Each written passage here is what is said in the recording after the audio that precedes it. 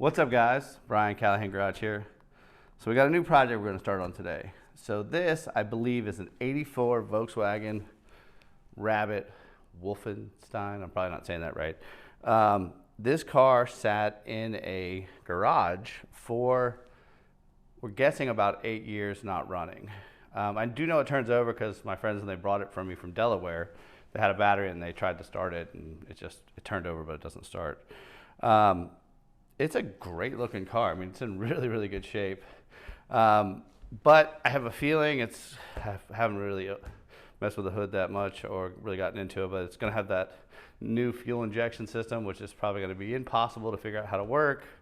But we're going to give it our best, and we'll see what happens.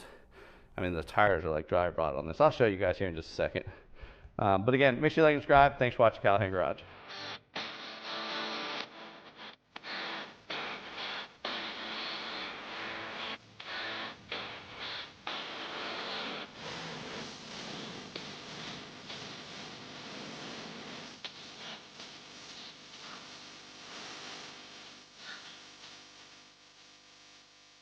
All right, so let me give you a little look around the car. Again, like I said, it looks really nice. My tires wet, but if you look real close, I don't know if you can see it here, but it's completely come off the seal there. They're dry rot. I don't know what the date is on them. And that's the Wolfsburg edition. I got it right. But it's a super nice car. I mean, take a look at the interior. Oh, a bunch of oil and stuff like that in there. I don't have a battery in it, so I don't know the mileage, but I mean, look at the seats. It's like, wow, this is like some custom stuff.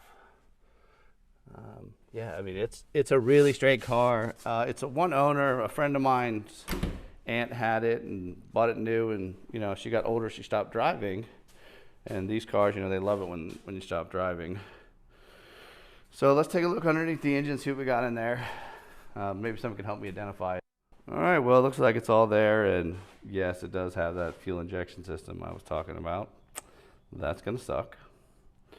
But it looks all original. I mean, let's see, we got the wiper fluid bottle. It's a really nice looking car. And a radiator. Wow, that's, you've seen that on the older Volkswagens. But I guess this is like the Mark 1 or whatever. So let's, I think first thing I'm going to do is I'm going to go ahead and get a fuel pump and let's drain the gas out of this thing because I have a feeling there's going to be some really bad gas. And then we'll just get a battery charge and then we'll start working for it from there. All right? Get back to you guys in a little while. All right, so I'm not sure if this is good news or bad news, but I went ahead and put a hose in here to see what kind of, how much fuel we had, and then I was going to run a pump to it.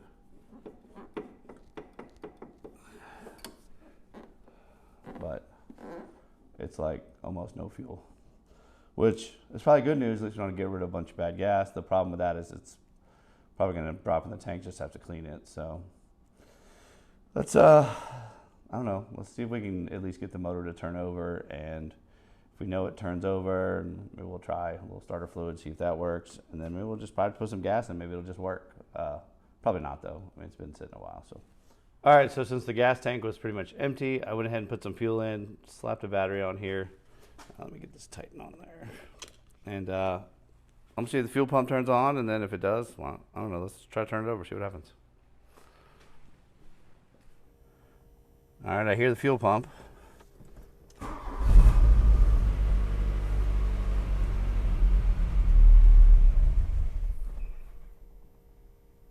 Wow, yeah, it fired right up. It's not staying running, but we'll try it again.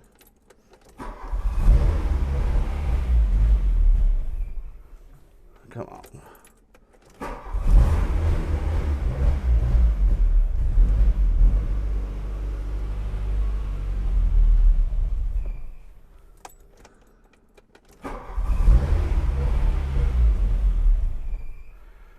Man, if I can just get it to stay running, maybe we can play with it a little bit.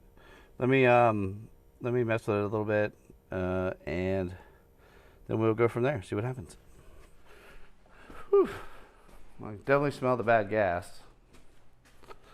So let's take a look at one of these spark plugs.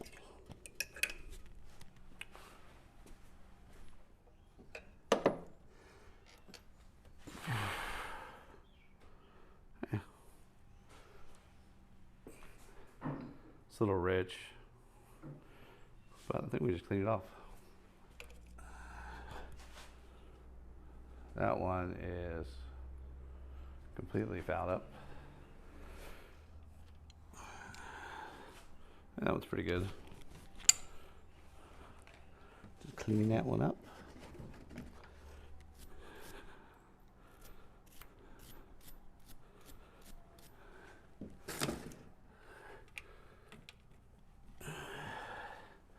Yeah, that one looks pretty new. It's just dirty.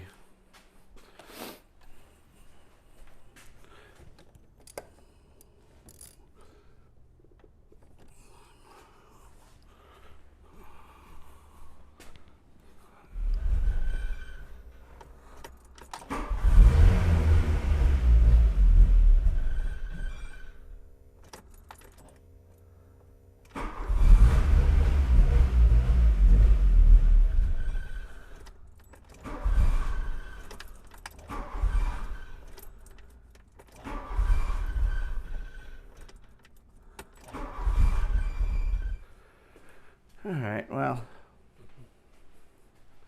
I don't want to overheat the starter. So I guess our problem's going to be somewhere with it not getting fuel.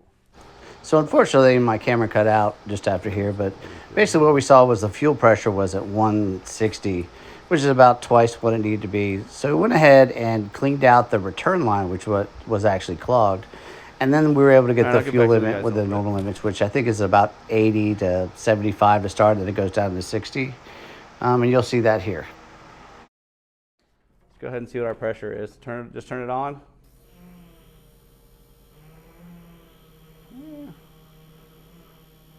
In between 80 and 90, so we're definitely closer to 7 than we were. So now what we're going to do is go ahead and open this valve up. It should be around 30. Let's go ahead and start it. See if it runs.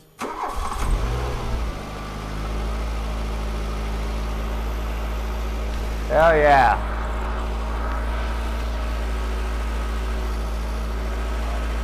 Let's let it run for a few minutes. All right, so we know it starts. I think our next move is, let me just back this out of here because I'm sure it's going to smoke with some of that bad gas in there.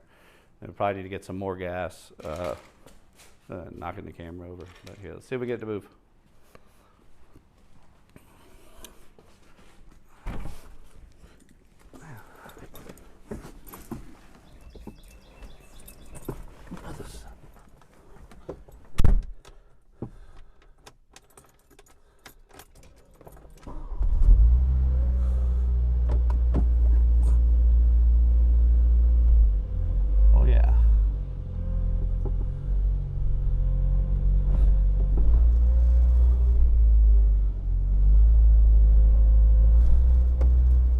Works. So I'm going to stop it right here, and then we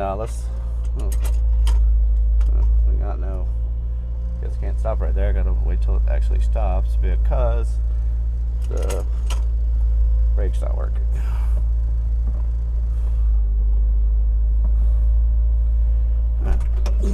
Right in a puddle, of course.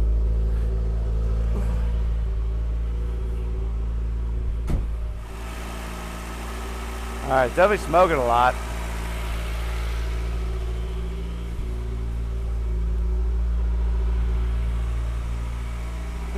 Let's see if that'll burn off. Let me check, see if it's charging.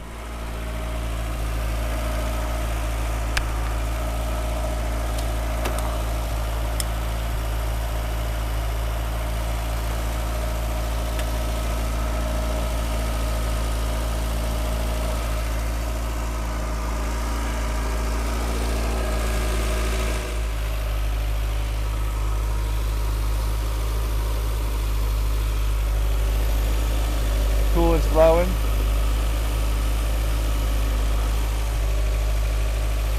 All right, guys. Well, we are back on the Volkswagen.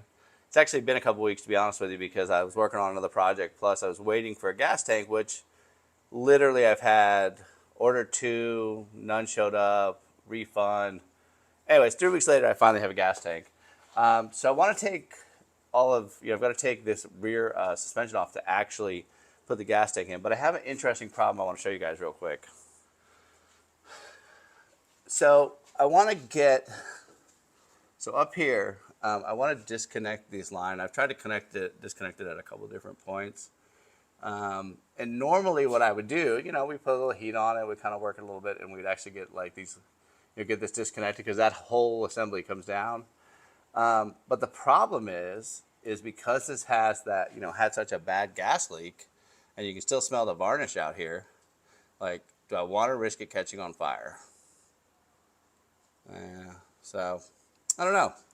I think what I might end up doing, which will probably just save a lot of time, because it sat so long, is I'll probably just go ahead and we just cut the brake lines, get the tank out of the way, and then once the tank's out of the way, we can put a little heat on and get it, and kind of get it repaired. Because other than that, the brake lines don't actually look like, the brake lines aren't all rusted out as you would normally see. It actually is really good shape underneath here. So let me, I think we're gonna cut that out. So let me get that cut out, and we'll do the same on the other side because I can't get that one loose either. And then we'll start pulling this whole thing down, okay? We'll get back to you guys in a little bit. All right, so I went ahead and put the drums back on, re-greased this stuff, just kind of put it all back together. If they decide they want to put a emergency brake, we'll have to kind of go back in there. But now, a lot of people do this. There's two ways I've seen this done.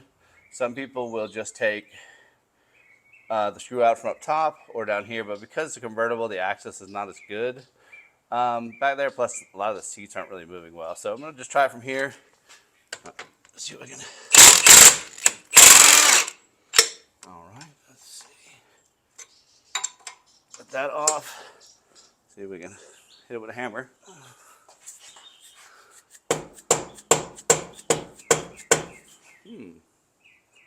Not wanting to move.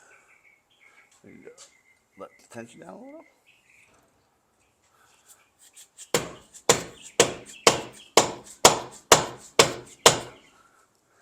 All right, time for a bigger hammer. A little air hammer.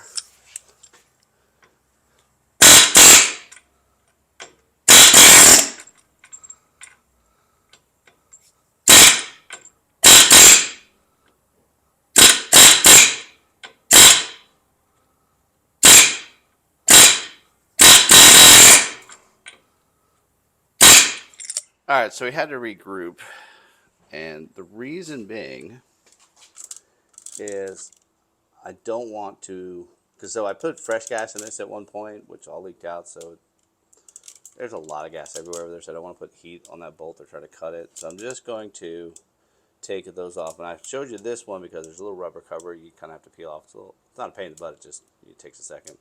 And then that's probably going to be a 16. We're just going to loosen that, and we'll let the whole thing drop. And then we got to get out the two bolts that are just about impossible to get out, and this whole thing will come down. So I'm not going to film this part because honestly, I'm too fat. I'd be in the way. So I'll get back to you guys in a few minutes. All right, so I unbolt them up on the top.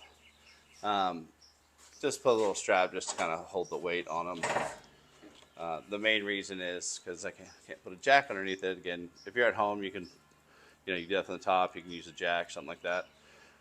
But because I'm using a lift, it's a little more, it's actually easier, but if you're at home, you can literally just put a jack on there. But literally, I'm just holding it there. Then what I'll do now is we'll go ahead and put some jack stands underneath this, and then now we've got to work on getting the really hard bolts out, which are going to be a pain in the neck. Those are them. I've been spraying them a lot.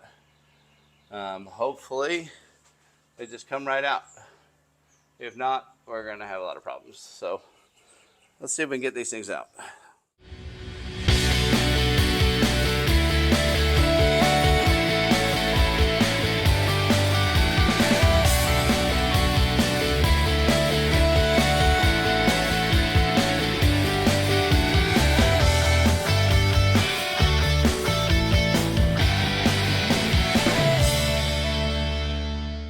Alright, so I guess now we get to the part we actually need to take out, which is this gas tank. Up top, you're going to want to disconnect the lines, but if you're taking out a gas tank, you've probably already been up top and looked at the fuel pump and other things like that.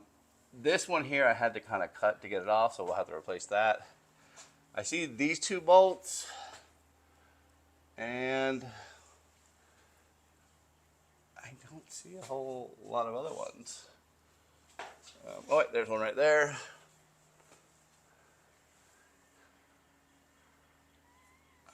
Oh, well, there's one right there, so we're gonna have to remove all this as well.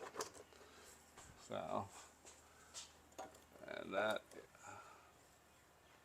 I'm sure what that is, to be honest with you.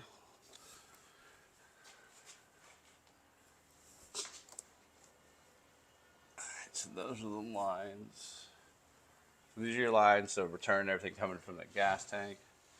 I guess we have to take all of this stuff out.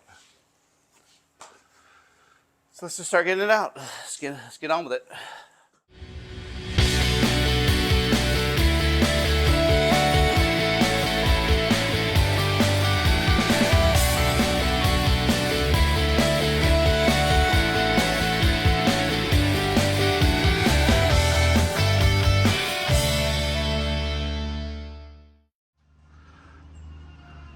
All right, so I kind of ran into my first problem. So I got everything hooked. The gas tank's pretty loose. I'm gonna try to see if I can, pull down the other side, but I may have to cut the exhaust. And it looks like they had a recall on this gas tank years ago. And I don't know if that actually, this car was actually subject to that. But somebody's already taken this exhaust out, as you can see right there, because they've had that little problem right there. But so far everything else, all the screws are out. Over here I just loosened all this up. Once it's out, we'll check all the hoses and the wiring and stuff like that. But it really, it wants to come, but I think the gas pipe, I'm gonna lower it down and see if that helps, but I think it's gonna have to come off. So all right, we're back.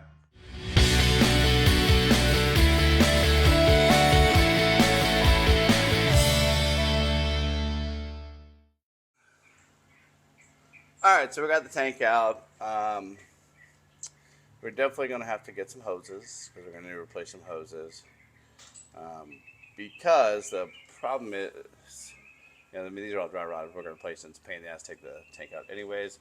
But the other problem is I've seen this before, these press fits. Those are usually used on like German products. And I've seen them actually not work with a regular little worm clamp. So I'll probably actually even order some clamps and a couple new hoses. So let me get all that ordered, and then we'll get this back in. So I'll see you guys probably tomorrow or the next day.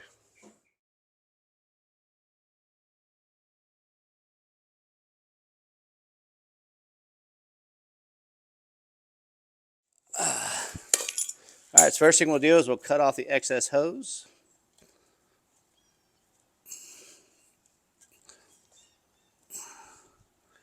If I can get it cut, I'm going to use a small pick. There we go.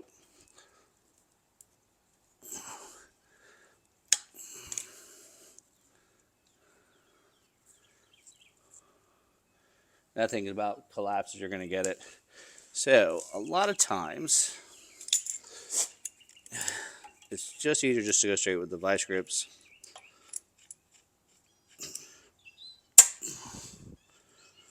Go ahead and heat it up.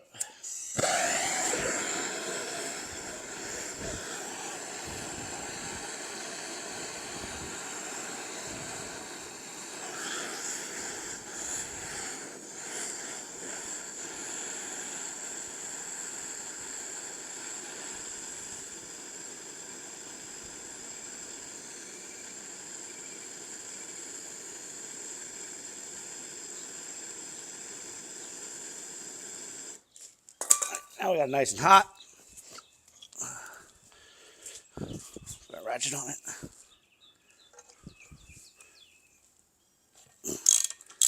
And just like that. All right, so remember that problem I had inside the car not being able to get the bolts out because they're rusted? So let me kind of show you the steps of how you're going to have to get this out. The first thing you'll have to do is get a Sawzall blade. And this is just a metal one, just to kind of show you, not a metal one, but cut it in here, and you cut this bolt, that side of the bolt. Well then, we've got to cut this side of the bolt, and then we'll hit it in But I tried on the other one to use Sawzall blade. You run out of power pretty quickly. So we're going to use we'll go ahead and just use a grinder. We'll grind that off. May have to clean it up. We'll hit it out, and that should come out. You're going to have a very difficult time doing this in the car. Yeah, I've never seen anything like this. So let me change the blade out, and then I'll show you guys what we're doing. Cut this bolt off.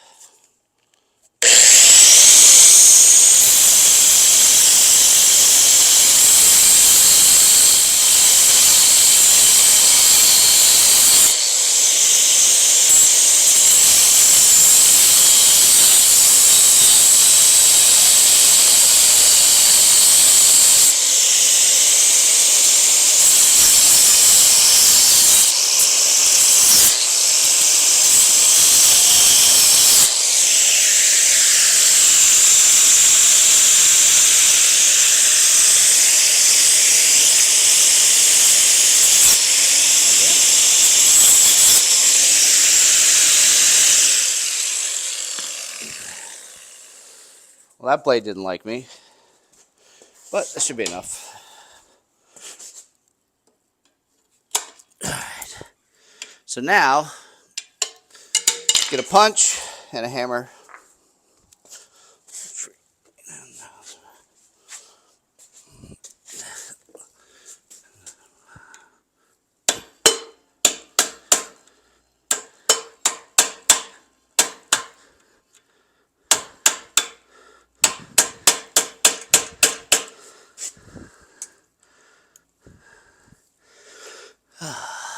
Come on.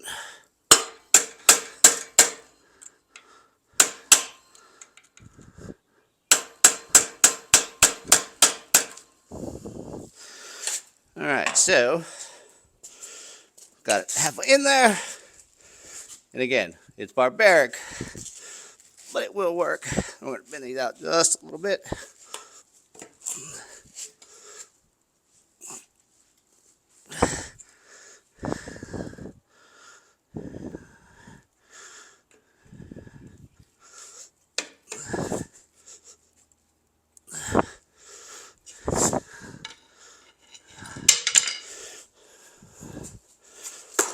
So now we're just going to grind it just a little bit to get the rest of that bolt off.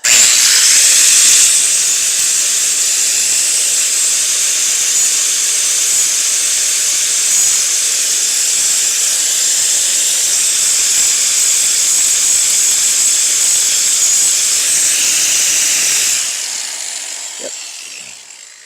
So, hammer.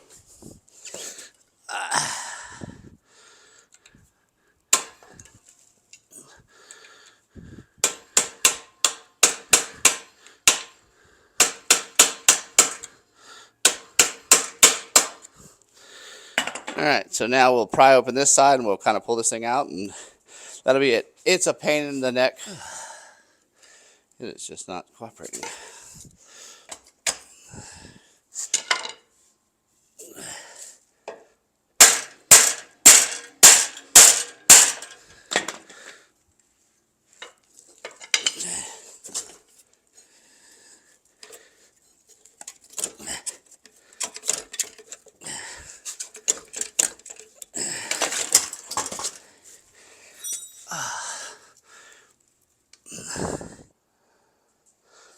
All right, so just a little more cutting and prying, and well, actually no more cutting, just more prying and yelling at it. But yeah, so basically you're cutting the bolts close you can, and you got to bend those out a little bit. Now those will actually bend back just fine. You're going to bend them back a tiny bit, and then once you put the bolt in for the new shocks, then that's how you fix them. Like, it'll straighten it out fine. If you had to, you could replace those, but honestly, they're going to be just fine. That's a nightmare. Like, I can imagine if I wasn't doing this, and I was like, oh, I just want to put some new shocks on here. Yeah, that's a pain in the ass. They're just straight up welded together at this point because they're so salty. All right, let's get on to the next thing. So now we went ahead and put the new gas tank in. We replaced all the hoses and got the new shocks in, and now it's ready to take it for a ride. Whew. Man, it's hot out. Well, guys, I guess it's time to move this car down the road, get it back to its owner. We've put a new fuel tank in this thing. We've had to put new shocks on the back because they were rusted in there. And a bunch of little stuff. But it is time to see if this thing will drive 30 miles and get it home back to its owner. It's still going to need some stuff. I'm sure we may see it again on the channel. But for now, let's get this thing rolling and let's move on to the next thing.